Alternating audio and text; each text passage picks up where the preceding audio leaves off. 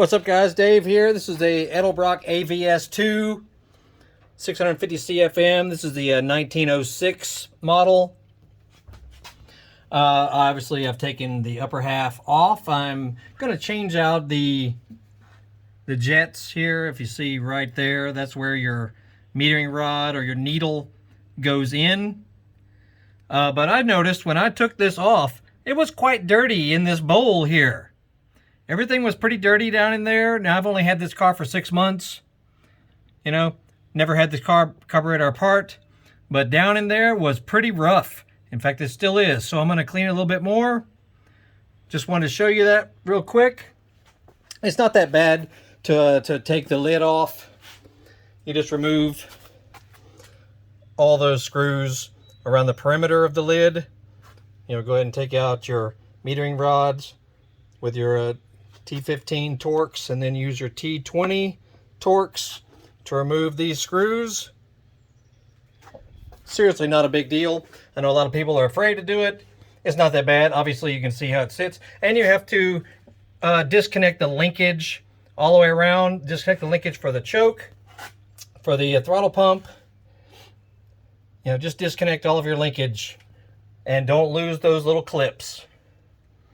Which is another good reason to have this this jet kit, because it comes with spare little clips. You see them in there, because they'll go flying if you're not careful. So be real careful when you're removing the clips of the linkage. Highly recommend you get this kit here, the 1948 kit. If you have a 1905 or 1906 AVS2, this comes with pretty much all you need as far as rods and springs and jets and spare parts. Highly recommend it. So yeah, anyway, I just wanted to show you that make sure you clean all this out in here. That bottom bowl area can be nasty if you're not careful. So yeah, clean it out with carb cleaner and a rag and maybe some compressed air, and just, you know, just be careful.